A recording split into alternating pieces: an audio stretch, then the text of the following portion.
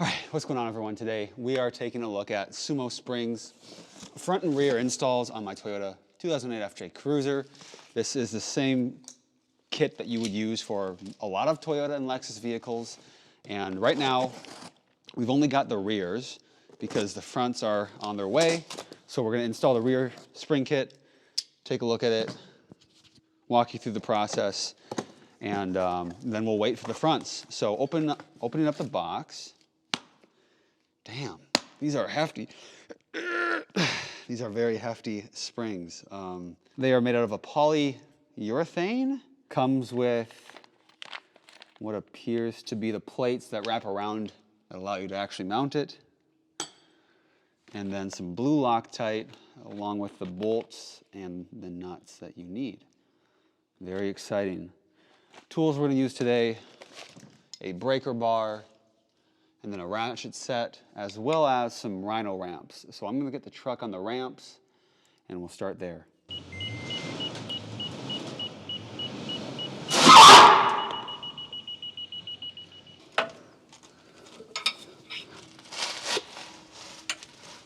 There we go. That's what I'm talking about.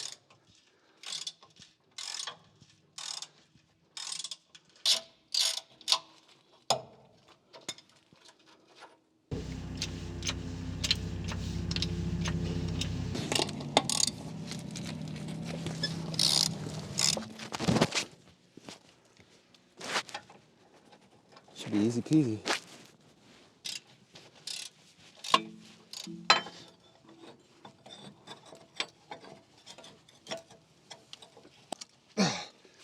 Ooh, I think that worked. I think it worked. So now we're gonna put some Loctite. I'm gonna be generous with it because it came with a lot. No, it's a 13. So the bolt that they give you, the new bolts are 13s. And it tells you to torque it to 20 foot-pounds, which isn't all that much, surprisingly. I think it's because you have the Loctite.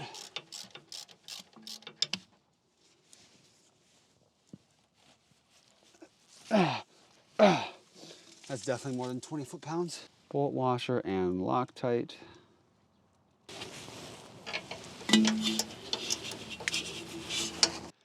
How was work? Good.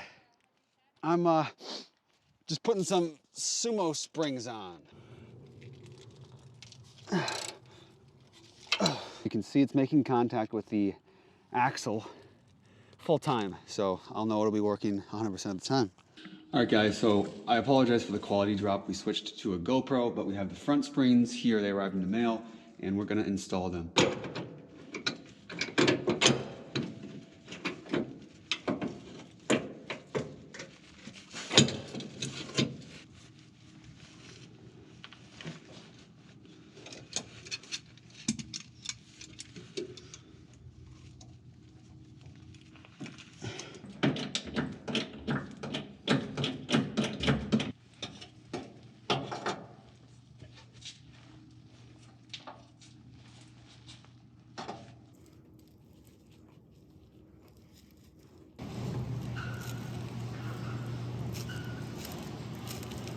All right, so the moral of the story is get yourself some jack stands and use them.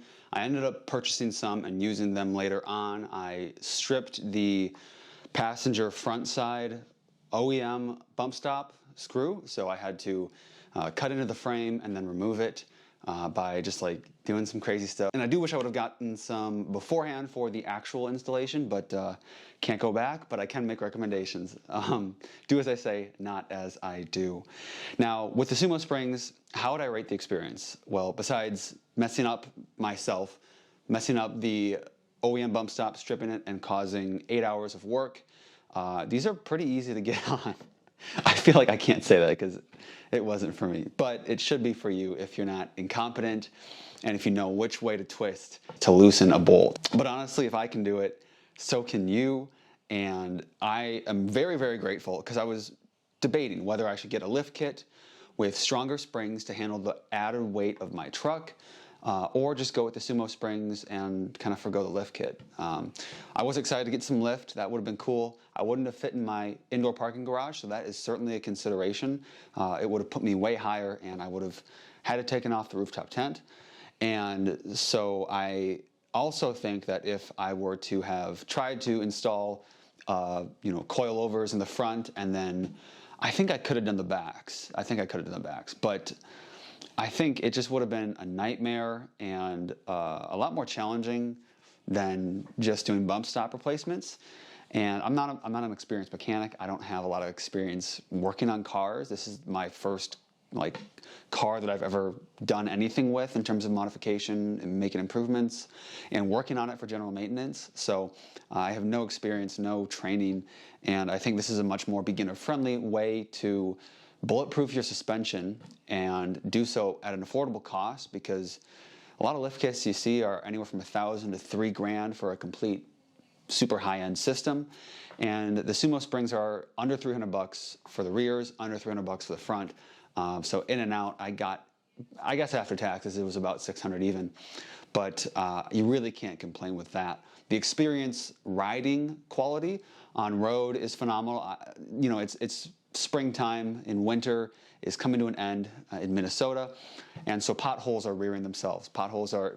They're everywhere, and when I hit them, I'm not really worried about my suspension because it just soaks it up. And the characteristics feel so different. Also, when I make sharp turns, I don't feel any body roll anymore. I just feel like I feel like the stance of the truck is really firm, and no matter how I guess it makes me a slightly more reckless driver. Before I was driving around, mechanical sympathy was at its tops. I super eased into acceleration and really eased into braking. I really watched out hitting speed bumps, hitting potholes. I was super hyper vigilant, making sure I was going low and slow. I could really feel my stock suspension starting to really complain a bit and starting to get a little tired, and with all the added weight that I've got. But now it's a world of difference, and I even upped my tire pressure from 32, 35 to 40. 40 feet per second, 40 PSI, that's it, that's what I was looking for. And you would think that it would make a much harsher riding experience, but with 40 PSI in the Sumo Springs, the ride is still a ton softer and more forgiving than 32 PSI on the stock suspension. And I've taken the truck, it's kind of cheating, we went to a drive-in campsite at a state park, so we didn't actually hit any trails, but driving on rocks, it was totally fine. And my truck was fully loaded with gear, 2 extra people, a dog, and so it's as heavy as my truck's gonna get, and it handled everything just fine. A big thing about the Sumo Springs that really gets me going is that there's zero maintenance for the lifetime of owning them, of owning the vehicle.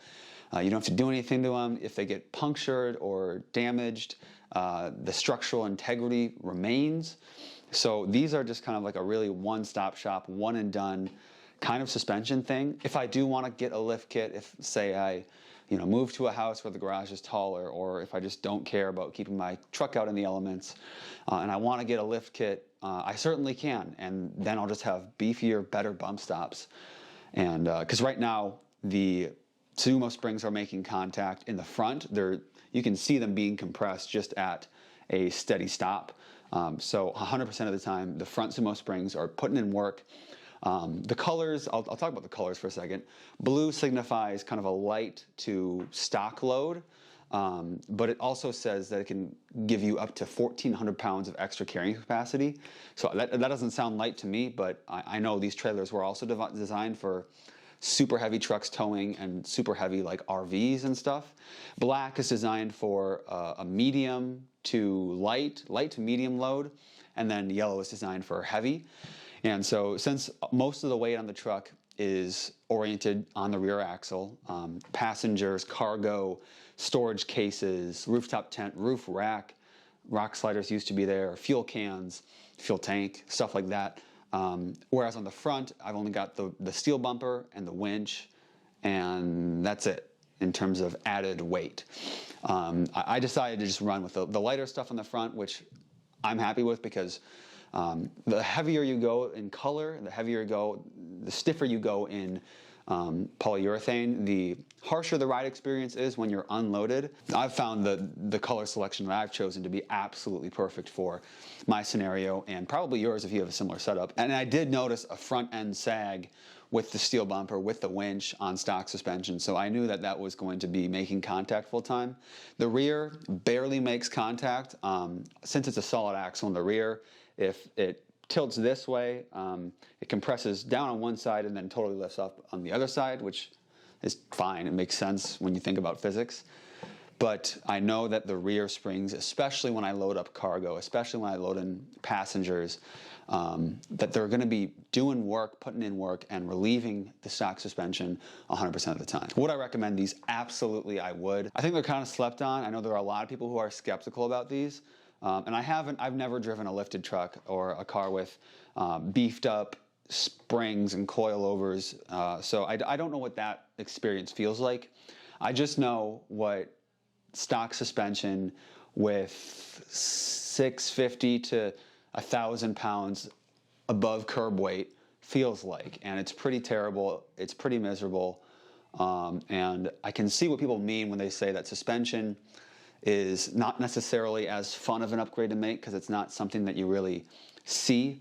I mean, sure, you can get the lift kit, but getting the heavier springs, the more capable springs, the Sumo Springs, it's not as fun because you don't really see that exterior-wise. But then when you drive it, when you ride in it, it's something that you experience the benefits of every single mile of the truck, especially if you go Sumo Springs, because you're going to have those things on for the rest of your truck's days. This video was not sponsored by Sumo Springs or anyone, so this is just, I purchased these with my own money, and I really just think they're worth their while, even if you're going with a lift kit later on. I think it's a great way to buy peace of mind at a low cost, and then later on, again, as I said, if you want to lift your truck, you certainly can, and you'll just have much better, much more capable bump stops. They're not going to limit travel, but they're just going to relieve the harsh bottoming out, which could be very important because when you lift your truck 3 inches, you're going to lose 3 inches of travel the opposite direction, unless you get extended travel suspension. But again, money, money, money. So what are you guys' thoughts? Have you heard of these before? Are these new to you?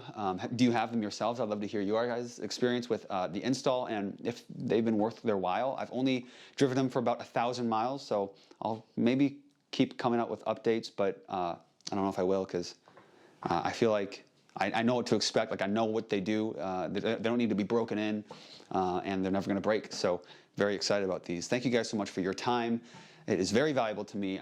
Before you go, I just ask that you would subscribe to the channel, like this video. It goes a long way. Right now, I think we're being throttled.